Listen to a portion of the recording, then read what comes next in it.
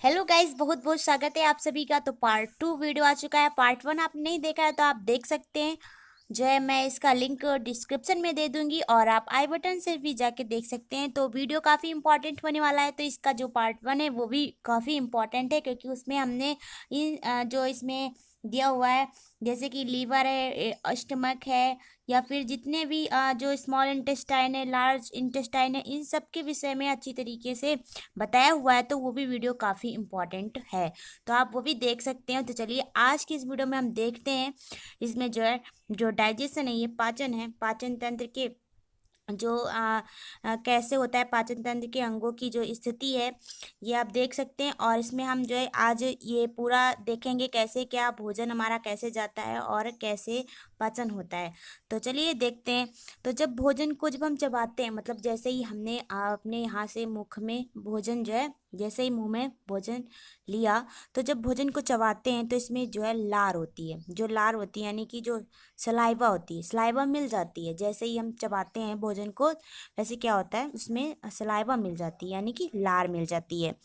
तो जो सलाइवा होती है, सलाइवा में जो एंजाइम होते हैं, तो वो स्टार्च का जो है विखंडन करते हैं। क्या करते हैं? स्टार्च का विखंडन करते हैं। स्टार्च क्या होता है?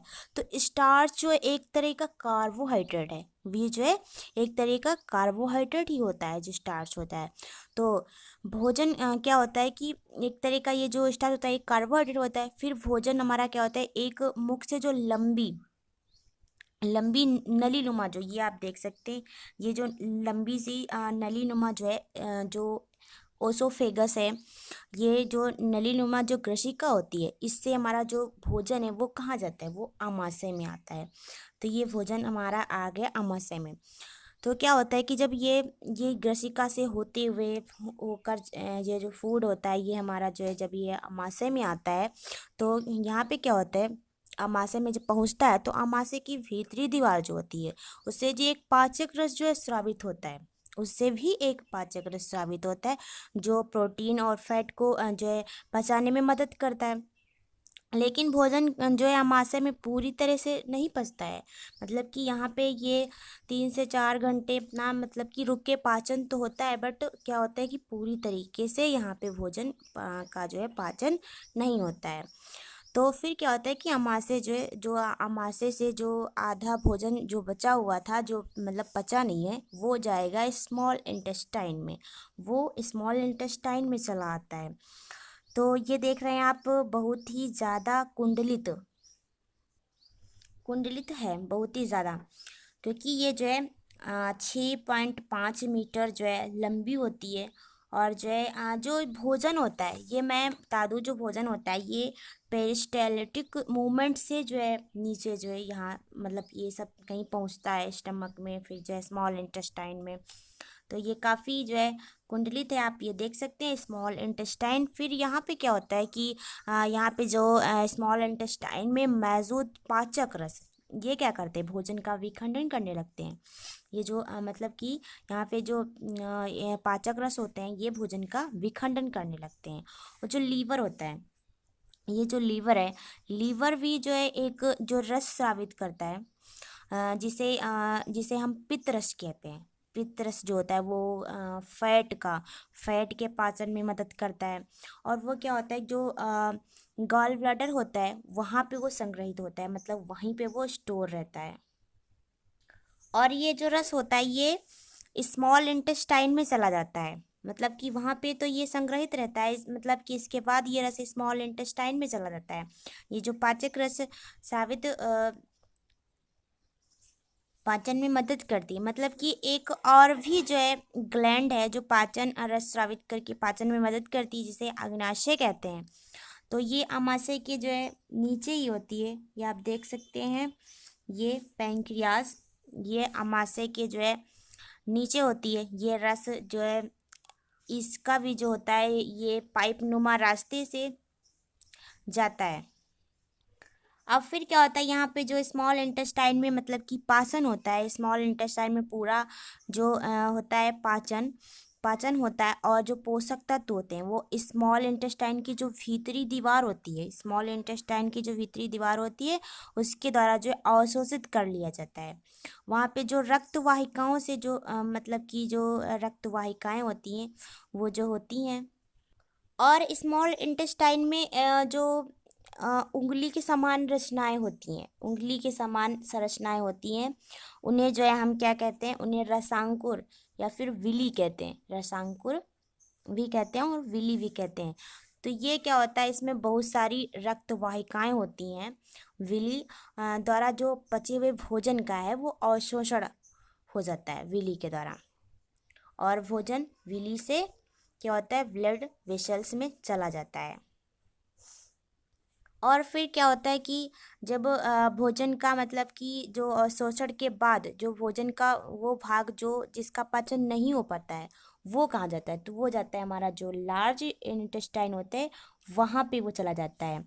तो फिर जो लार्ज इंटेस्टाइन में जब जाता है तो लार्ज इंटेस्टाइन जो होती है इसमें पानी का अवशोषण मतलब पानी को अवशोषित कर लेता है। लार्ज इंटेस्टाइन जो होता है यहाँ पे पानी के अवशोषण के बाद लार्ज इंटेस्टाइन जो होता है इसके अंत में स्थित एक थैली नुमा संरचना होती है, जिसे हम ये जो है देख सकते हैं आप, हम इसे रेक्टम कहते हैं। फिर ये जो है रेक्टम में क्या होता है, रेक्टम में जमा हो जाता है, वहाँ से मतलब कि पानी जो है अवशोषित कर लिया गया और फिर जाके ये रेक्टम में जमा हो जाता है, और ये रेक्टम में जमा हो जाता है। इस अपचित जो ये अपचित भोजन है, ये मतलब कि जो अपचित भोजन है ये क्या होता है, ये एनस द्वारा बाहर निकाल दिया जाता है।